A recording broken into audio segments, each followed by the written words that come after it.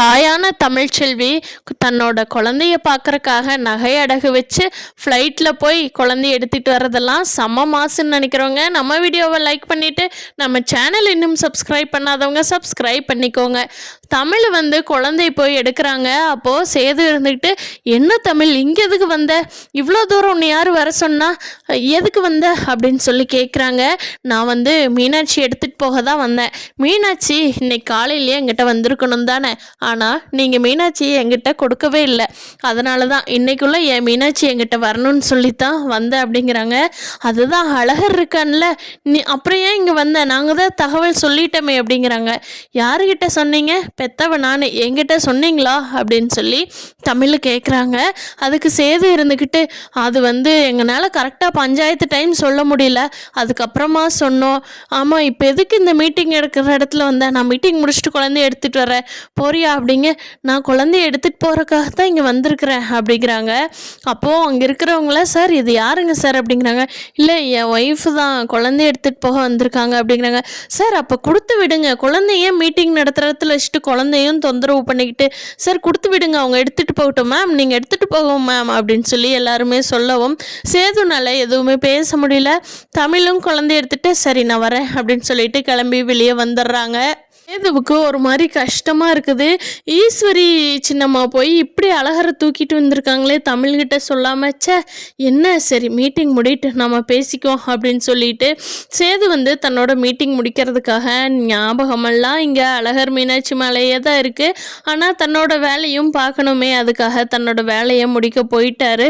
அப்போ தமிழ் குழந்தைய எடுத்துகிட்டு வெளியே வரவும் மலர் இருந்துட்டு, தமிழ் மீனாட்சி எடுத்துகிட்டு வந்துட்டியா, என்ன பண்ணுறா அப்படிங்கிறாங்க. அக்கா அவள் பாட்டுக்கு சமத்தா படுத்திருந்தாக்கா, என் பொண்ணு பையன் மாதிரி குழந்தைங்களே யாருக்குமே இருக்குமாங்கிறதே சந்தேகம், அவ்வளோ சமத்து ரெண்டும் அப்படின்னு சொல்கிறாங்க தமிழ். அதுக்கு மலர் இருந்துக்கிட்டு, ஆமாம் தமிழ், மீனாட்சி அவ்வளோ சமத்தா மீட்டிங்கில் கூட எந்த சத்தம் போடாமல் சேது கூட அவ்வளோ அமைதியாக இருக்கிறா தமிழ், நான்லாம் வந்திருக்கவே வேண்டியதில்லப்போ, நான் கூட குழந்தை வச்சிருக்க முடியாதுன்னு தானே சேது எங்களையெல்லாம் கூட்டிகிட்டு வந்தா, ஆனால் அவ்வளோ சமத்தா இருக்காப்போ, பொண்ணு உயிரையே காப்பாற்றினவ தமிழ் அப்படின்னு சொல்கிறாங்க. ஆமாக்கா என் பொண்ணு தெய்வ குழந்தை தான் அப்படின்னு சொல்லிட்டு, நான் கிளம்புறேன் அப்படின்னு சொல்லி தன்னோட குழந்தைய வாரி அணைச்சி ஒரு முத்தம் கொடுத்துட்டு தமிழ் குழந்தைய எடுத்துக்கிட்டு வந்த ஃப்ளைட்லேயே திரும்பி ஊருக்கு போயிடுறாங்க. அங்கே போயிட்டு பெரிய வீட்டோட கேட்டை போய் குழந்தையோட போய் தமிழ் எட்டி உதைக்கிறாங்க. அந்த சத்தம் கேட்டு வீட்டுக்குள்ளே இருந்த அத்தனை லேடிஸும் ஓடி பார்க்குறாங்க. அப்போ வீட்டுக்குள்ளே இருந்தவங்கெல்லாம் ஐயோ என்னாச்சு, குழந்தையோட வந்திருக்க, குழந்தை சேது நாளைக்கு தானே எடுத்துகிட்டு வரதா சொன்னா அப்படின்னு சொல்லி ஈஸ்வரி வந்த உடனே கேட்குறாங்க. அதுக்கு தமிழ் இருந்துட்டு, பாத்தியா ஏன் மீனாட்சி என்கிட்ட வந்துட்டா, இப்போ என்ன சொல்கிற, இன்னைக்கெல்லாம் என் குழந்தை என்கிட்ட இருக்குன்னு நான் சொன்னப்போ நீ என்ன என்கிட்ட சவால் விட்ட, இன்னும் 2 நாளுக்கு நீ அழகரும் இல்லாமல் மீனாட்சியும் இல்லாமல் வருத்தப்பட்டு போவன்னு சொன்னியே, பார் ஏன் மீனாட்சி எங்கிட்ட இருக்கா பார் அப்படின்னு சொல்லி தமிழ் பயங்கர ஆவேசமாக தன்னோட குழந்தைய காட்டுறாங்க. அதை பார்த்த சித்ராவுக்கு, ஏய் தமிழ் செல்வி, எப்போ போய் எடுத்துகிட்டு வந்த குழந்தைய யார் கொண்டுட்டு வந்து கொடுத்தா, சேது வந்திருக்கானா அப்படின்னு சொல்லி கேட்கவும், ஏன் அதை நீயே ஃபோன் பண்ணி கேட்டுக்கோ, என் குழந்தை என்கிட்ட வந்துருச்சு, உங்கள் அம்மாட்ட காட்டிட்டு போகிறதுக்காகத்தான் வந்தேன், காலையில் அவ்வளோ சவால் விட்டீங்களே 2 பேரும், உன் குழந்தை இல்லாமல் தான் 2 நாள் இருக்க போற, நீ பைத்தியம் பிடிச்சிருக்க போறன்னு இப்போ பாத்தியா, நீ டென்ஷன் ஆகி சுத்துடி அப்படின்னு சொல்லிட்டு தமிழ் தன்னோட குழந்தையான மீனாட்சியோட கெத்தா கார்ல இறங்கி தன்னோட வீட்டுக்கு போறாங்க. வீட்டுக்கு போனதும் வசந்தி இருந்துக்கிட்டு, தமிழ் வந்துட்டியாமா, மீனாட்சி எடுத்துட்டு வந்துட்டியா, ஐயோ பரவாயில்ல தமிழ், நான் ஃபோன் பண்ணேன் நீ ஏன் எடுக்கல அப்படிங்கிறாங்க. அம்மா ஃபோனை நான் பேக்குள்ளே போட்டிருந்தேம்மா, ஃபோனை பார்க்கல, அங்கே எல்லாமே போன இடத்துல நான் எங்கே ஃப்ரீயாக இருந்தேன் ஃபோனை பார்க்குறக்கு அப்படின்னு சொல்லி தமிழ் சொல்லவும், அப்போ மீனாட்சி பார்த்து வாடி தங்கன்னு சொல்லி மீனாட்சியை தூக்கிக்கிறாங்க. மீனாட்சி அவ்வளோ அழகாக சிரிச்சிட்டு படுத்துருக்குது. மீட்டிங் முடிச்ச சேது ஊருக்கு ஃபோன் பண்ணுறாரு ஈஸ்வரிக்கு. அப்போது ஈஸ்வரி கிட்ட கேட்குறாங்க, என்ன சின்னம்மா நீங்கள் போய் எதுக்கு அழகர் எடுத்துகிட்டு வந்தீங்க, தமிழ் இங்கே மீனாட்சி வேணும்னு எடுத்துகிட்டு போயிட்டா, என்ன சின்னம்மா பண்ணி வச்சிங்க அப்படிங்கிறாங்க.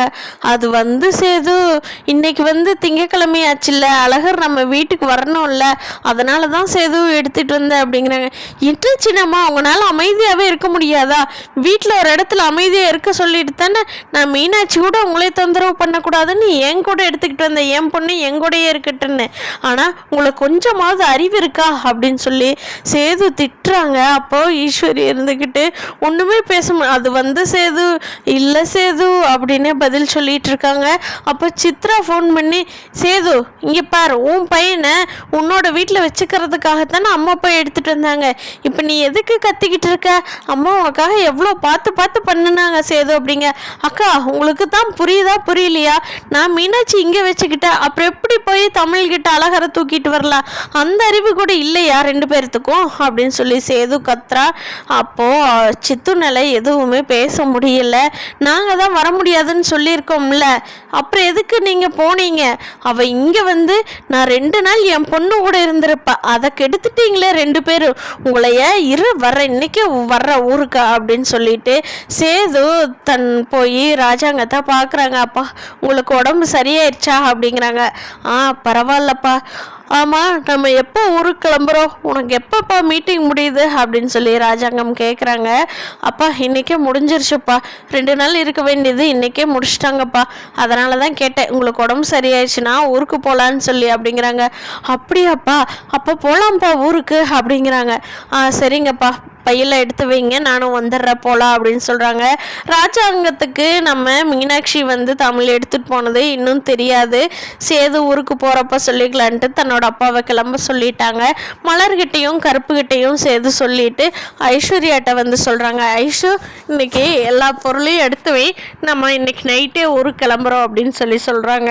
அப்போது ஐஸ்வர்யா இருந்துக்கிட்டு, ஏமாமா அதுதான் மீனாட்சியும் தமிழே வாங்கிட்டு போயிட்டாங்க, உங்களுக்கும் மீட்டிங்லாம் முடிஞ்சிருச்சுல்ல, இவங்கெல்லாம் ஊருக்கு போகட்டு, நம்ம இன்னொரு 2 நாள் இங்கே தங்கியிருந்துட்டு போகலாங்க மாமா அப்படின்னு சொல்லி ஐஸ்வர்யா சொல்கிறாங்க.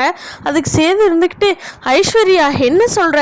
என்கிட்ட மீனாட்சியும் இல்லை அழகரும் இல்லை, எல்லாமே ஊரில் இருக்காங்க, அவங்கள விட்டு பிரிஞ்சுட்டு நான் எப்படி ஐஸ்வர்யா இருப்பேன் அப்படிங்கிறாங்க.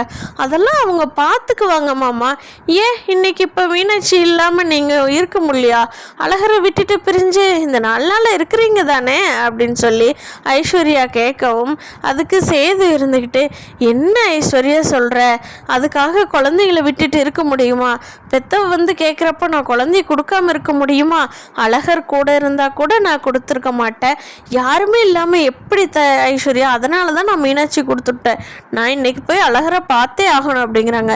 மாமா நான் உங்களை கல்யாணம் பண்ணிக்கிட்ட பொண்ணு, உங்களுக்கு அழகர் மீனாட்சி பார்க்கணுன்னு நினைக்கிற மாதிரி எனக்கும் உங்கள் கூட தனியாக டைம் ஸ்பெண்ட் பண்ணணும், உங்கள் கூட ஜாலியாக இருக்கணும், 4 இடத்துக்கு போய் சுற்றி பாட்டு வரணும்னு எனக்கும் இருக்குல்ல மாமா, என்னோட ஃபீலிங்ஸ் புரிஞ்சுக்க மாட்டிங்களா அப்படிங்கிறாங்க. அதுக்கு சேது இருந்துக்கிட்டு, ஐஸ்வர்யா நான் தானே கொஞ்ச நாள் டைம் கேட்டிருக்கேன், அது வரைக்கும் நீ எனக்கு டைம் கொடுத்து தானே ஆகணும், தெரிஞ்சு தானே கல்யாணம் பண்ணிக்கிட்ட குழந்தைங்களாம் இருக்குன்னு, இப்போ இப்படி திடீர்னு பேசினா நான் உங்கள்கிட்ட 6 மாதம் டைம் கேட்டிருக்கேன்ல, அந்த டைம் ஆகணும் ஐஸ்வர்யா, தப்பாக நினச்சிக்காத, என்னை மன்னிச்சிரு, வா ஊருக்கு போகலாம் அப்படின்னு சொல்லவும் ஐஸ்வர்யானால் எதுவுமே பேச முடியல. சேது கூடவே கிளம்பி ஊருக்கு போகிறாங்க. போன சேது தமிழ்கிட்ட போய் நேரடியாக போய் மன்னிப்பு கேட்குறாரு. அதுக்கு தமிழ் மன்னிக்கிறாங்களா என்னங்கிறத அடுத்த எபிசோடில் பார்ப்போம்.